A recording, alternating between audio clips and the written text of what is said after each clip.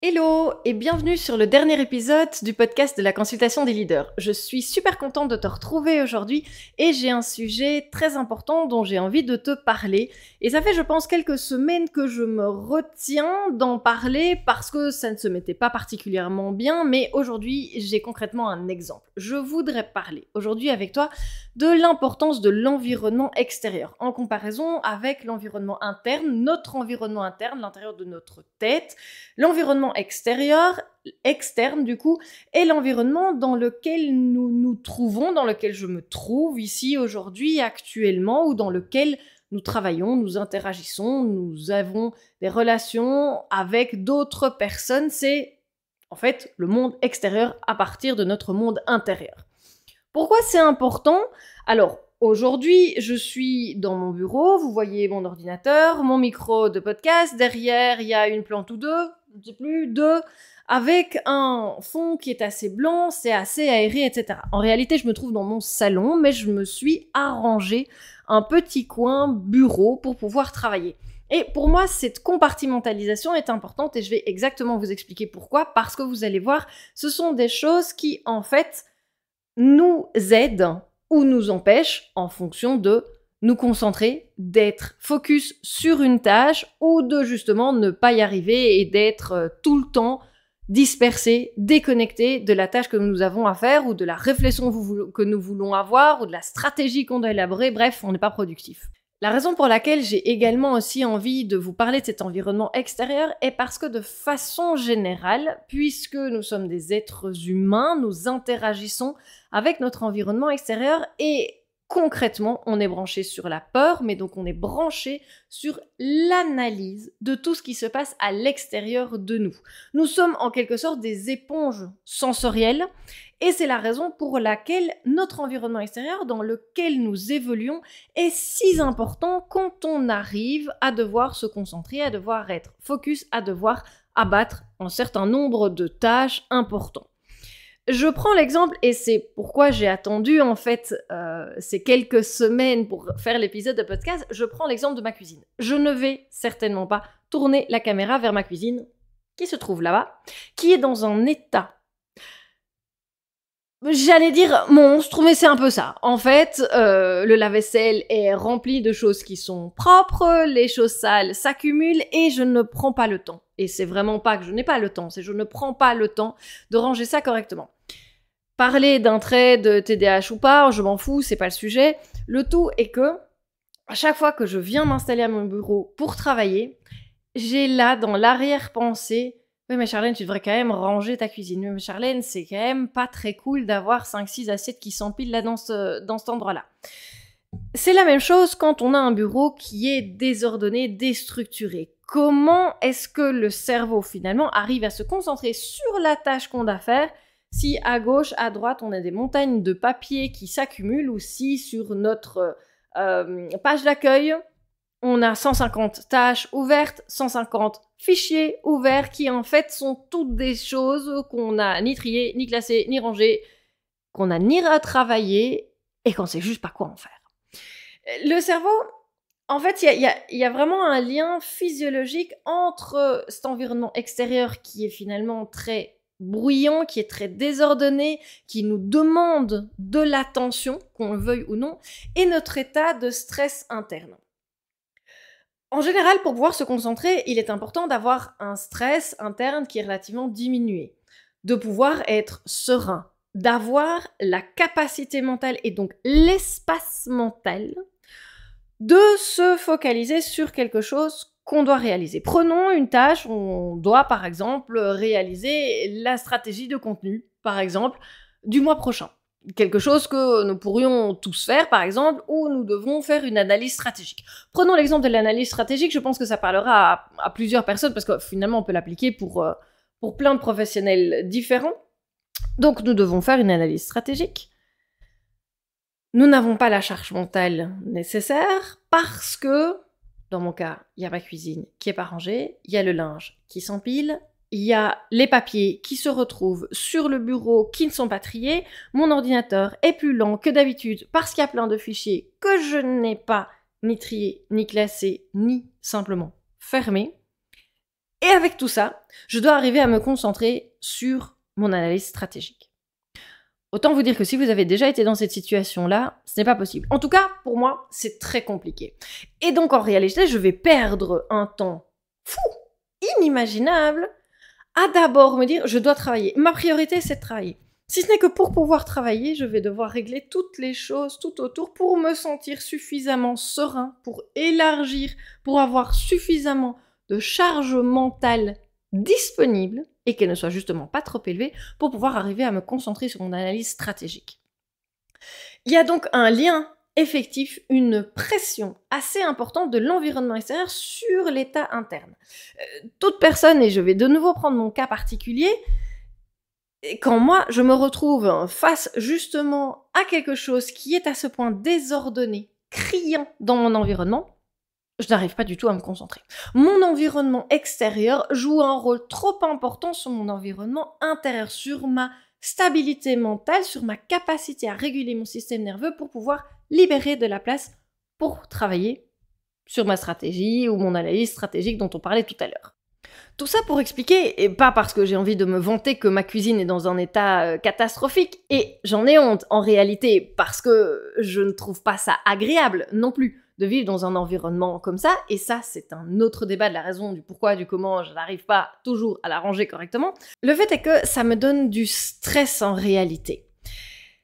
C'est quelque chose qui n'est pas fini, c'est quelque chose qui est encore ouvert, c'est quelque chose qui m'attire, qui attire mon regard. Je prends maintenant un autre exemple que ma cuisine, on en a assez parlé. Quand vous êtes en train de travailler et que vous avez les notifications sur votre écran d'ordinateur ou sur le téléphone. Mon téléphone, là, il est en train d'enregistrer avec le reste. Mais donc, je ne peux pas le regarder pour l'instant. Mais imaginons, on est en train de travailler ou je suis en train de travailler avec mon téléphone qui est retourné, l'écran que je vois. Et systématiquement, à chaque fois que je reçois un message, un mail, qui a une notification quelconque d'une de toutes les applications, etc., ça fait un ting et mon écran s'allume. Forcément, je vais être attirée. Forcément, je vais aller regarder. Forcément, j'aurai envie de lire. Et ça me sort systématiquement de mon focus. Mon environnement extérieur joue sur mon environnement intérieur. Et du coup, petit truc au passage, retournez le téléphone, mettez-le soit en mode avion ou de façon générale que le téléphone ne fasse pas de son quand vous travaillez, qu'il n'y ait pas de notification. Moi, sur mon téléphone, il n'y a aucune notification. Sauf quand on m'appelle, sauf quand on me donne ou on m'envoie un WhatsApp de personnes bien particulières. Donc, si vous ne faites pas partie de la liste des 5 contacts habituels que je veux bien recevoir des messages jour et nuit, il n'y a pas de problème, eh ben en fait, je ne vois pas vos messages, sauf quand j'ai décidé que j'allais prendre effectivement mon téléphone, regarder et aller contrôler mes messages. Donc ça, c'est un petit truc pour se dire, je ne vais pas avoir d'influence externe de mon environnement. Ça va pour le téléphone. Si j'étais beaucoup plus organisée, ça va de même pour la cuisine. L'inverse est également vrai. Quand l'environnement est agréable, lumineux, bien ordonné, rangé, alors ça ne doit pas être parfaitement rangé comme dans des livres ou des magazines, c'est pas ça. Mais ça doit être suffisamment ordonné pour soi-même, et donc ici dans mon cas pour moi-même, pour que ça ne me donne pas un stress supplémentaire, pour que la priorité que cela engendre de la tâche de les ranger ne soit pas supérieure à ma priorité de focus sur mon analyse stratégique. Et c'est là où c'est important. Parce que tous les jours, on déplace des choses, on vit dans son environnement ou dans son bureau de travail, peu importe. La chose la plus importante, il me semble, c'est le soir. Quand on a fini, pour pouvoir engendrer une bonne journée de travail le lendemain, c'est simplement réarranger, réordonner son espace de vie. Parce que sinon, le matin, ou quand on a décidé de travailler, en fait, on ne peut pas s'y mettre, mais seulement 2 heures plus tard, parce qu'on a besoin d'avoir cet environnement qui ne nous agresse pas, qui ne nous met pas une priorité supplémentaire ou plus importante que le travail que nous devons faire. Et en fait, je pense que c'est un des trucs de productivité et de performance saine les plus sous-cotés qu'on entend. Il y a énormément de gens qui m'ont encore fait part de cela la semaine passée, quand j'étais à un événement de networking. Ah oui, moi je suis désorganisée et j'aime travailler dans le chaos. Oui, il existe effectivement des gens comme ça. Et j'ai longtemps dit que j'étais aussi quelqu'un qui aimait beaucoup travailler dans le chaos. Et ce qui est vrai, puisque j'étais excessivement performante quand j'étais aux urgences, la prise de décision était beaucoup plus rapide et efficace dans un environnement chaotique. Mais l'ordinateur et le bureau sur lequel je travaillais étaient rangés, organisés, chaque chose était à sa place, parce que c'était le seul endroit où quand je venais m'asseoir pour faire mes dossiers, c'était rangé. Et ça, c'est important.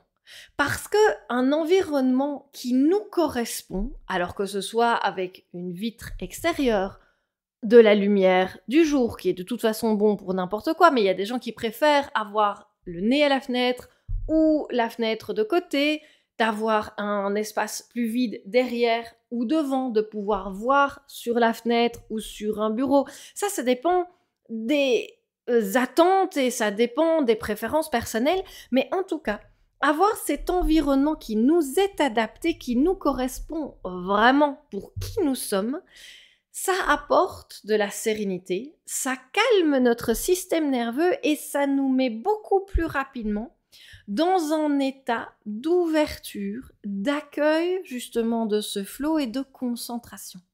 Et donc cet environnement extérieur est à double tranchant. Il peut être soit utilisé pour nous désorganiser, et donc dans ce cas-là, il nous est délétère, ou justement, il peut être à ce point, non pas contrôlé, mais optimisé, de sorte à ce que lui-même, l'environnement tel qu'il est fait, designé et travaillé, nous donne un focus supplémentaire, une concentration supplémentaire. Et ça, je pense que c'est hyper intéressant à se rappeler et surtout à mettre en place, parce que ce sont parfois des petites choses mises bout à bout qui font que la capacité de concentration, notre créativité, simplement notre focus augmente. Et je pense que c'est là où on a tous envie d'arriver et d'aller, sincèrement, d'avoir une performance qui nous est saine. Être performant dans un environnement de stress, de chaos complètement désorganisé, déstructuré, où on ne peut juste que travailler sur l'espace d'une feuille A4 devant soi, et c'est compliqué. Savoir le faire, c'est peut-être une grande vertu et une grande qualité. Mais pourquoi se compliquer la tâche à ce point-là? Quel est le bénéfice qu'on en retire si ce n'est que moi, j'arrive à travailler dans des environnements bruyants, dans des environnements déstructurés, dans des environnements complètement chaotiques ou désorganisés. Pourquoi se compliquer la tâche quand simplement ranger une pile de documents là, un ordinateur là, une fenêtre devant soi, un environnement qui est agréable. Et voyez, même moi, dans mon discours, en fait, j'ai pris une grande inspiration et je me suis détendue. Et ça fait du bien. Et c'est vraiment là où j'ai envie d'arriver et c'est vraiment là que j'ai envie que vous compreniez que ce n'est pas du contrôle que nous avons sur l'environnement. Ce n'est pas véritablement absolument tout contrôler et de nouveau rentrer dans du perfectionnisme ou dans la productivité perfectionniste, ça n'a rien à voir avec ça. C'est simplement le fait de mettre notre environnement à notre contribution, de sorte à justement tirer le meilleur et à moindre énergie possible, à moindre coût énergétique possible. Et puis sincèrement, quand vous avez un environnement extérieur qui est à ce point chaotique ou déstructuré, je reprends mon exemple de ma cuisine ou de mon bureau, je l'ai rangé pour le podcast, mais c'est vrai qu'il y a certains moments où mon bureau est aussi désorganisé, et ça arrive à tout le monde et ce n'est pas grave. Mais posez-vous la question un moment. Est-ce que justement ce chaos externe n'est pas exactement le reflet et le miroir de ce qui se passe dans votre tête? Moi, sincèrement, c'est très souvent le cas. Et justement, quand je commence à m'activer, à ranger, à vouloir faire le ménage de partout avant d'arriver à m'asseoir à mon bureau pour commencer à travailler, je prends une inspiration et je pose et je me demande qu'est-ce qui se passe à l'intérieur de ma tête qui fait que je doive ranger à l'extérieur. Et plus loin encore, quand je commence à voir partout qu'il y a les choses qui traînent, qui s'accumulent, qui m'énervent, et ça me frustre au quotidien, mais ça ne me porte pas encore, ou ça ne m'emmerde pas encore suffisamment que pour que je prenne mon courage à deux mains et que je range tout ça, avant que ça n'en arrive à l'explosion où je dois passer une journée, 2 journées à tout ranger, j'ai envie de me poser la question. J'ai commencé aussi à le faire et ça marche véritablement. Mais la question est, quel est ce brouhaha interne que tu n'arrives pas à travailler et que tu te sens obligé de l'étaler à l'extérieur? On peut le voir vraiment de 2 façons différentes. Soit c'est notre environnement extérieur qui impacte notre intérieur, soit nous projetons notre intérieur incohérent, ou pour l'instant en quête de sens, ou pour l'instant un peu perdu, à l'extérieur.